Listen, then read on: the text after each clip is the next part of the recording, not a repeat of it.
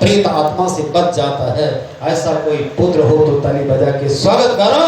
यही उसका गति है, यही परम गति है, यही सत्य है। और उसका जो संग कर लेता उसका जीवन सत्संगमय हो जाता है। आपके गांव में है कि नहीं पता नहीं कि हमारे गांव में हमारे कबीर आश्रम के संचालक राजकिशोर दास है, उन्होंने अपने माता पिता का जैसे सेवा किया कि वास्तव में मरने के बाद पिंडदान करे या ना करे, जिंदा में जो पिंडदान किया और दूसरे माँ का भी पिंडदान करता है तो इसे पुत्र का ताली बजा के स्वागत करो और सपूत बनने का प्रयास करो। सदगुरु कबीर कहा नहीं करो विचार तो सब टूट जाए, लेकिन अब होगा क्या? यहाँ तो आदमी सर चलता जा रहा है, कपड़ा छोटा हो गया, शर्म घटता गया, होटल का भोजन खाता गया तो ताकत घटता गया। बोलो सदगुरुदेव की जय। कहाँ होगी आपकी मर्यादा? सदगुरु कबीर साहब कहते हैं जीव रूप एकांतरवासा अंतर ज्योति किन्ना प्रकाशा इच्छा बिनारी अपरिता सुनाम गायत्री धरी ते नारी के तीन पुत्र भयो ब्रह्मा विष्णु महेश्वर नाम फिर ब्रह्मा पूछल मातारी पुत्र पुरुष के घर तुम नारी। सदगुरु कबीर साहब कहते हैं ना है धोए किया हुआ जैसे गंगा जमुना सरस्वती का भेल, ना है धोए क्या हुआ मिटाना मन का मैल। अगर आपने गंगा ही नहाया और आपका मन का मैल नहीं मिटा तो समझो आप पुत्र नहीं कपूत हो। इसलिए ऐसा कपूत आपके गांव में हो तो ताली बजा के स्वागत करो कि सत्संग। सदगुरु कबीर साहब कहते हैं आजकल जन्मदिन के अवसर पर हर माता पिता अपने बेटा बेटी को प्लास्टिक का 60 रुपया का कार दे देती है, लेकिन संस्कार नहीं दे पाती है। छोटे कपड़े खरीद कर दे देती है, लेकिन कभी उसको तन पर ढकने वाला कपड़ा नहीं दे पाती है। तो समझ लो तुम्हारे जीवन में कभी उपकार होने वाला नहीं है। चाहे तुम चारों धाम चले जाओ, चाहे अभय बाबा के धाम चले जाओ, फिर अमित प्रकाश के धाम में चले जाओ, चाहे बम बम करते हुए बोले रात के धाम में चले जाओ, कोई धाम आपके काम आने वाला नहीं है जब तक कि आप अपना काम नहीं करेंगे। सदगुरु कबीर साहब का नहीं कर्म निवारणम सुविधा संसार, बहुत कर्म अच्छा करते 15 बगीचा वाले हमारे परमेश्वर बाबा, उसका भी ताली बजा के स्वागत करो। उसकी माता भी आई। सदगुरु कबीर साहब कहते आत्म ज्ञान सुना संसारा। अभी जितने सारे उसके शाखा हैं सब परमेश्वर बाबा का पूरा शाखा आया हो। यहाँ पर बम दास, बम केश दास, राम मूर्ति, बहुत सारे संत हैं, ये सब उन्हीं का शाखा है। उसी शाखा वक्त ताली बजा के स्वागत कीजिए कि वो सब संत है। लेकिन सदगुरु कबीर साहब कहते शांत होकर के अगर आपने कहीं चूक किया, कबीर को समझना बड़ा कठिन है। बोलो सदगुरुदेव की जय। कबीर को समझना बड़ा कठिन है, कबीर को धोखा देना महापाप हो जाता है। लेकिन सदगुरु कबीर साहब ने कहा कलीब में जो करे पाप उस साथ बेटे का बाप, और जो करे पुण्य उसका सर्वघर सुन। इसलिए सदगुरु कबीर साहब को कहना पड़ा कि सुन मरे अजपा मरे अनहद मरी मरी जाए, राम जन ही ना मरे कहीं कबीर समझाए। तुम कहाँ जा रहे हो? ठहर करके देखो। सदगुरु कबीर साहब कहते हैं कैसे ठहर गए? तुलसीदास की पत्नी ने कहा दिया कि केवल इतने हाड़ मांस की चाम से इतना प्रेम, इतना प्रेम, अगर इतना प्रेम आप राम से करो तो जिस ब्राह्मणों ने तुम्हें घर से बाहर कर दिया है 27 साल में जन्म लेने के कारण तुम्हें छूत माना है, वही ब्राह्मण तुम्हारी पूजा करेगी। और वास्तव में जब तुलसीदास को पत्नी का ज्ञान हुआ, घर से निकल गए तो इतनी बड़ी रामचरित्र मानस हो गए क्या बेचारे सब सत्य से फंस गया। बड़े बड़े पंडित उसी का नाम लेकर के सीताराम सीताराम कहिए, अच्छा ही विधि राखे राम सो ही विधि रही। बोलो सदगुरुदेव की जय। संत महात्मा बता तुम कहाँ जा रहे हो? कभी कभी जब आदमी अंधकार में आता है तो एक बार अंधकार में आ गए तुलसीदास जी महाराज, सो करके उठे और सीताराम सीताराम बोलने लगे। तो मन में विचार करा कि श्राद्ध कैसे हुआ, श्रद्धा कैसे होगी। तो लिख दिया अंधकार में 4 बजे के पहले जब अंधार रहता है तो ध्यान योग में बैठता है। सदगुरु कबीर साहब को कहना पड़ा, कोई कहता है निज तन में खुद सज्जन बाहर का खोजना, अपने ही घट में हरि अपने में खोजना। कबीर साहब ने कहा ना काबा ना काशी कैलाश में, हमों को कहाँ ढूंढे बंदे में तो तेरे पास में, खोजी हो तो कोई खोज ले पल भर की तलाश। कबीर साहब कहते पल भर की तलाश में तुझे मिला हुआ है, तो कहाँ खोज रहे हो, क्या ढूंढ रहे हो?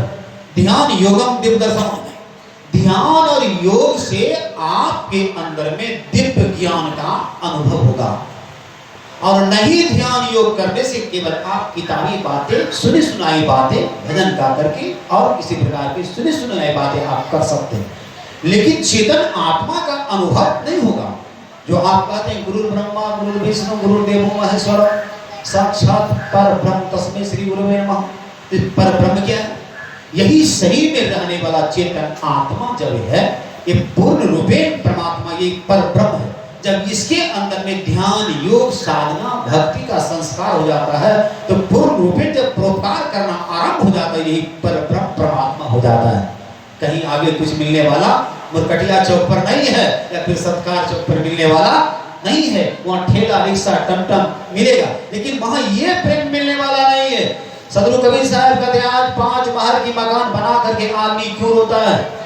ईंट मकान संगमरमर का बना तो लेता है, लेकिन आदमी के पास प्रेम नहीं रहता है, जिसके कारण प्रत्येक आदमी बाप बेटा से परेशान, माँ बेटी से परेशान, सास पुतों से परेशान, गुरु चेला से परेशान, चेला गुरु से परेशान, पंडित जजमान से परेशान, सब कोई सबसे परेशानी में पड़ा हुआ है। सदगुरु कबीर साहब को कहना पड़ा, मर रहा है आदमी, मार रहा है आदमी, लूट रहा है आदमी, लुटा रहा है आदमी, ठग रहा है आदमी, ठगा रहा है आदमी। इसलिए तुलसीदास जी ने लिख दिया कि जो हुई राम रुचि राखा, अपना भात हटक नहीं। कहा जो हुई रुचि राम सो रुचि राखा, जो राम का रुचि होगा वही होगा। तो राम कहीं कहता है बलात्कार करो, कहता है राम कहीं चोरी करो, तो उसका रुचि कैसे हो गया? बोलो सदगुरु महाराज की जय। तो उसका रुचि कैसे हो गया? राम कहेगा किसी का यार काट करके पानी निकाल लो, ये कहेगा क्या? किसी का दूसरे रोटी में बेईमानी कर लो, ये कहेगा क्या? वो कहेगा कि एनटीपीसी का सब सीमेंट ला करके घर बना लो, वो कहेगा क्या? वो कहेगा कि सब सीमेंट 40 रुपया बोरा में बेच लो, वो कहेगा क्या? संभव नहीं है। जब ये नाश्ता पानी करके ऊपर आया तब उसके मन में फिर एक दूसरी भाव लगी। उधर कहता है गुरु ब्रह्मा गुरु विष्णु, अब आया विष्णु वाली बात। पहले आया गुरु ब्रह्मा, वो ब्रह्म आया, तो ब्रह्म का नाम होता है ब्रह्म, जो ब्रह्म में आता है ब्रह्मा गुरु अग्नि को गिरना। ब्रह्म के अंदर में क्रोध होता है और क्रोध को आप जहां ले जाओ वो जला करके राख कर देता है, वो शीतलता करने का भान नहीं है। फिर वैष्णव अगर गर्म पानी भी है और बड़ी आग लगी हो, वहां पर गर्म पानी को भी डाल दिया जाए तो आपको बुझा देगी। वैसे पानी का ताली बजा के स्वागत करो। वह जीव के अंदर में क्रोधी के पास भी ज्ञान है और प्रेमी के पास भी ज्ञान है। ज्ञान तो प्रत्येक व्यक्ति के पास है, लेकिन वो ज्ञान की कपट की किवाड़ को कोई खोलना चाहता नहीं है, क्योंकि उसके पास उसके माता पिता के द्वारा रज बीज के द्वारा उसमें अहंकार का बीज बोया हुआ है। इसलिए सदगुरु कबीर साहब कहते हैं कार में बैठना अच्छी बात है, लेकिन अहंकार में बैठना अच्छी बात नहीं है। इसलिए साधु शरणम ज्ञान वैरागम, जब तक आप साधु के शरण में नहीं जाइएगा तो ज्ञान वैराग का दर्शन होने वाला नहीं है।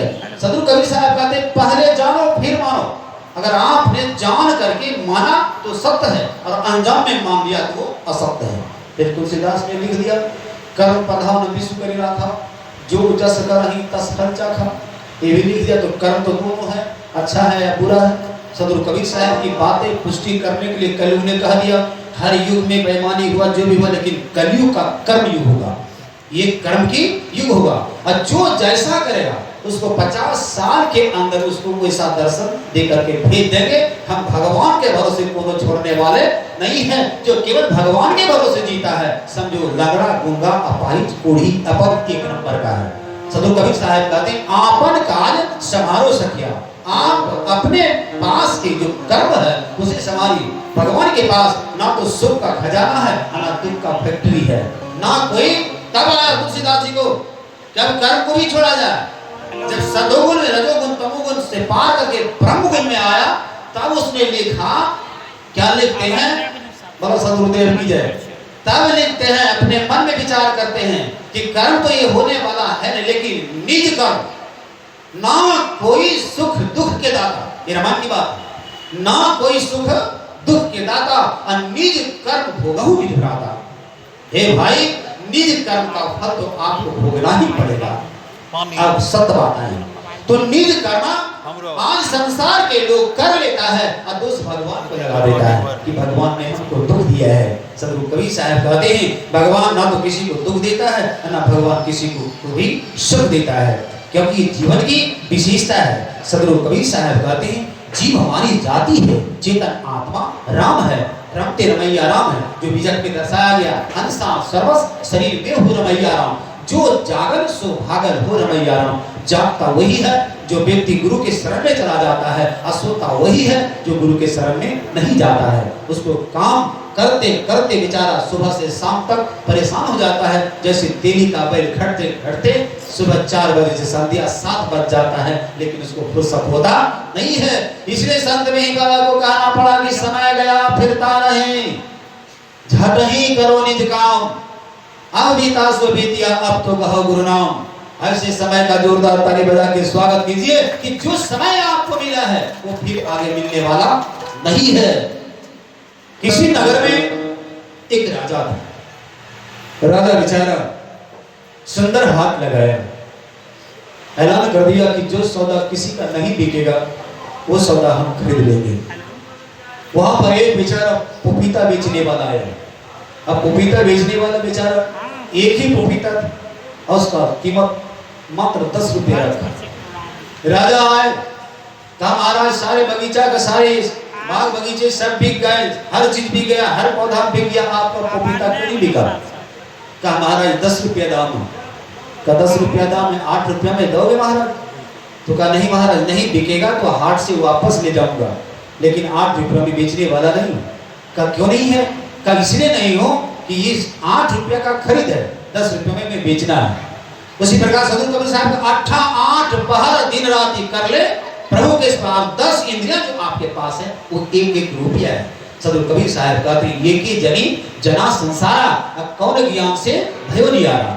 जिसके पास निर्गुण का ज्ञान हो जाएगा तो उसके पास निराकार का शब्द आ जाएगा, और जिसके पास निराकार का शब्द हो जाएगा तो सजी वो आत्मा जीते जी मुक्त हो जाएगा। ये मरने के बाद किसी को मुक्ति मिलने वाला नहीं है, जीते जी आपको मुक्ति मिलने वाला है। वैसे मुक्ति का सदगुरु कबीर साहब कहते हैं मुक्ति किसको मिलता है? जिन्होंने मोह का क्षय कर लिया, किसी चीज से मोह नहीं रहा, समझो उसकी मुक्ति मिल गई है। जिसको प्रत्येक व्यक्ति को क्षण में मोह है तो समझिए मरने के बाद ही मुक्ति मिलने वाला नहीं है। चाहे लाख करो चतुराई, अंत में कहा जाएगा कि विधि का लिखा मिटा नहीं जाए। लेकिन विधि का कोई लिखा नहीं, अब लेखी है नहीं, वो विधि कुछ लिखता नहीं है, वो आता है और केवल शून्य बना करके चला जाता है। और जब बच्चा गर्भ से जन्म लेकर के बड़ा होते होते वो स्वयं लिखता है। पहले तो बचपन में उसके माता पिता लिखते हैं, जब जवान होता है तो वो स्वयं लिखते हैं। इसलिए सदगुरु कबीर साहब ने कहा संतो भक्ति सतो बुनियानी, अपाहन पूरी गम एक निकसे 34 पानी पानी। सदगुरु कबीर साहब कहते हैं ज्योति से ज्योति जगाते चलो और प्रेम की गंगा बहाते चलो। वह बेचारा राजा प्रेम की गंगा को ढूंढते ढूंढते चारों कोना ढूंढ करके फिर उसी फल वाले के पास आया। तब तक वो फल एक साधु आया। साधु ने पूछा महाराज ये फल का दाम कितना है? तो बोला महाराज 10 रुपया। साधु बेचारे 10 रुपया निकाला, फल देकर के चला गया लेकर के। राजा आया, कहता है महाराज वो फल बिक गया पपीता? का बिक गया महाराज। का खाली पात्र लिए क्यों बैठे हो? का दूसरा कोई आएगा तो खरीद लूंगा। बाबा सदगुरु देव का दूसरा कोई आएगा तो खरीद लूंगा। सदगुरु कबीर साहब विजय लेते हैं भाई रे दो ही जगदीश कहाँ से आया? कहो कौन समाया? संत कहते जग में सुंदर है वो नाम, चाहे कृष्ण कहो या राम। कीर्ति का नाम कृष्ण है और मर्यादा का नाम राम है। तो मर्यादा उसी के अंदर में होता है जो जिंदा भगवान की पूजा करता है।